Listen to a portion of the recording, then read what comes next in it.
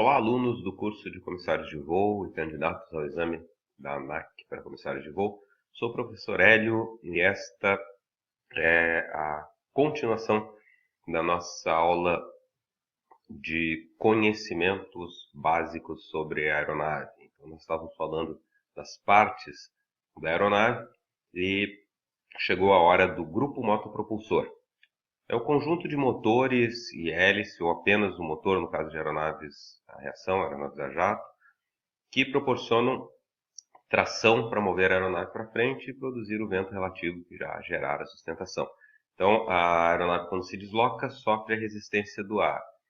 Essa resistência tem que ser contraposta aí por uma força que puxa a aeronave para frente, para que ela não perca velocidade, visto que nós vimos que os aeródinos precisam de movimento para ter a sustentação. E nós estávamos vendo aí que cada parte da aeronave define qual é o tipo de aeronave por suas características. O motor define a aeronave inicialmente pelo seu número de motores que tem uma aeronave, classifica a aeronave em monomotor, bimotor, trimotor, quadrimotor. Na prática, são duas as classificações, monomotor ou multimotor, sendo que o multimotor pode ser bimotor, trimotor ou quadrimotor. Tá? Então não é necessário que tenha mais de 4, mais de 3 para ser multimotor. Uma aeronave com 2 motores é multimotor. É um multimotor bimotor.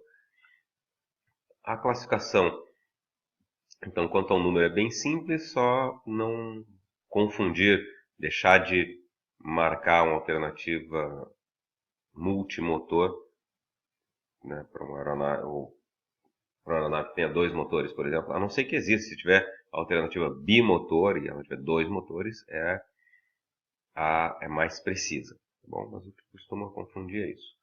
Podemos classificar ainda quanto ao tipo de motor, em motor convencional e motor a reação.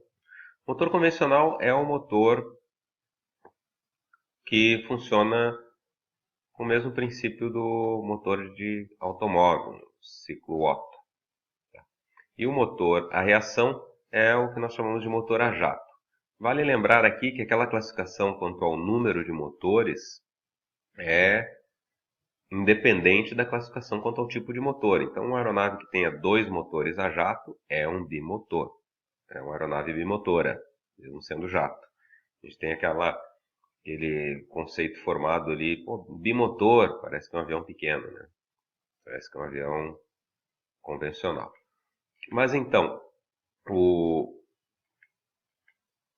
motor convencional funciona segundo o motor de carro. Para quem não sabe como funciona o motor de carro, ele tem cilindros, ou um cilindro, motor de motocicleta pode ter um cilindro só, dentro do qual se move um pistão. É como se fosse uma seringa de injeção, né? Tem um pistão que se move dentro de um cilindro. Quando esse pistão se move para baixo, aumenta o volume dentro do cilindro, ele succiona ar e combustível, uma mistura de ar e combustível. Aquela entrada lá de ar e combustível é fechada e o cilindro é movimentado para cima, comprimindo aquela mistura de ar e combustível. Uma fagulha é lançada ali dentro daquele ambiente e esse combustível, ar e combustível comprimidos, com a presença da fagulha, explode e afasta o cilindro gerando movimento. Então, afasta o pistão gerando movimento. Esse pistão está acoplado a um eixo, vai mover esse eixo. No caso do carro, o movimento desse eixo é transmitido para as rodas. No caso da aeronave, o movimento desse eixo é transmitido para a hélice. Por isso que o motor convencional necessita da hélice para poder produzir a tração necessária para movimentar o avião. Já o motor a reação, ele é algo diferente, é como se fosse um tubo. Imagine um tubo que se desloca na direção do seu eixo no ar. Então, na entrada desse tubo, nós temos um dispositivo chamado compressor, que é como se fosse um ventilador soprando para dentro do tubo. Então o ar já tem aquela tendência de entrar pelo movimento, o compressor faz com que ele entre sob pressão dentro desse tubo. Lá dentro ele é misturado com combustível e inicialmente também é acionada uma centelha através de vela.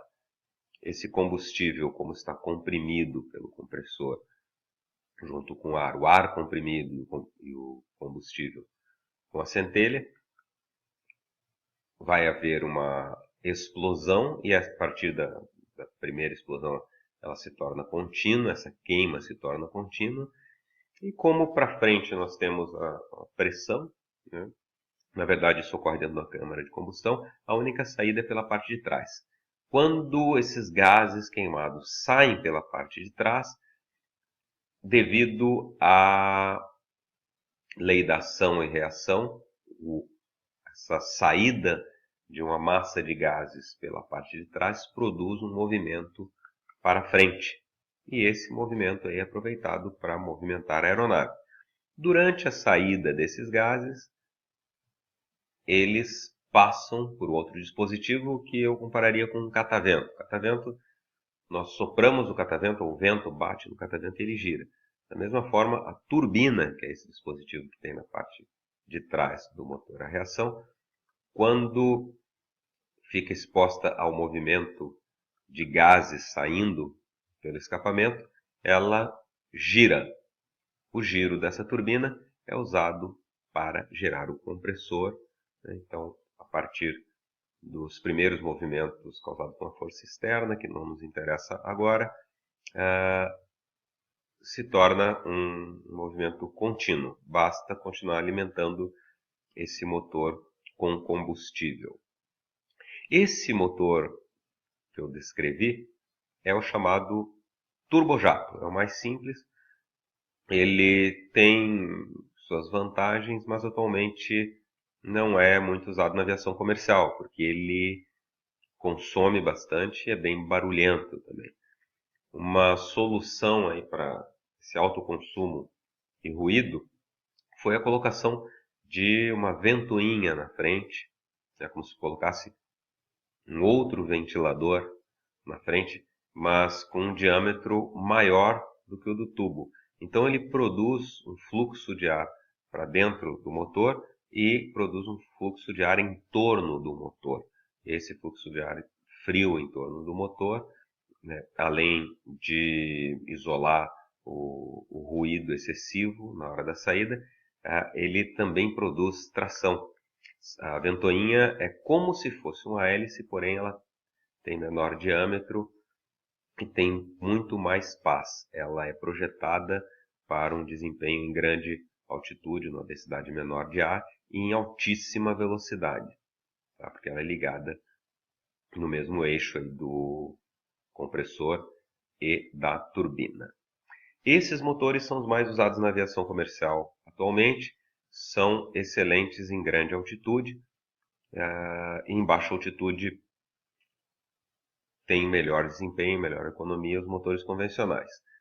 Nas altitudes intermediárias, usa-se o turbohélice, que é um motor que usa o mesmo princípio de funcionamento do motor a jato, do motor como o turbofan e o turbojato.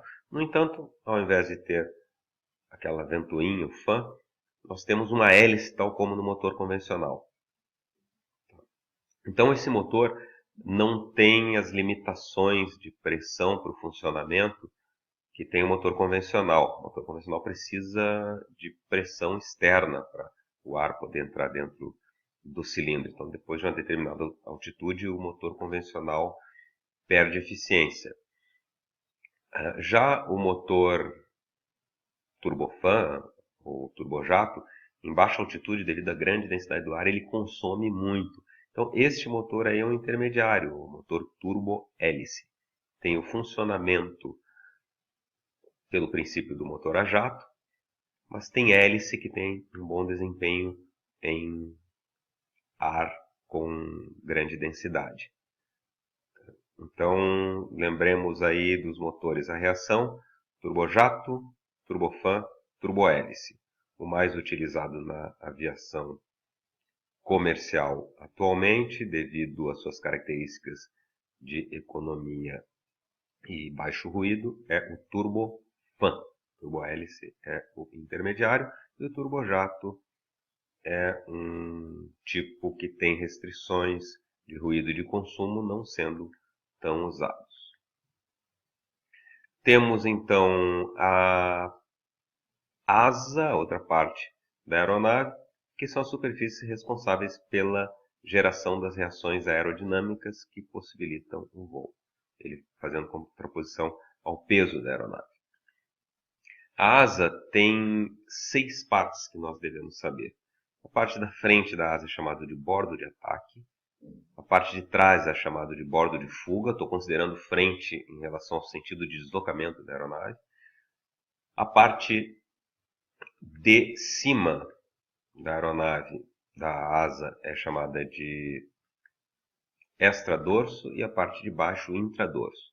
A parte que a asa é fixada na fuselagem é chamada de raiz. E a parte externa é chamada de ponta da asa. Bordo de ataque, bordo de fuga, extradorso, intradorso, ponta e raiz. A distância entre bordo de ataque e bordo de fuga é chamada de corda.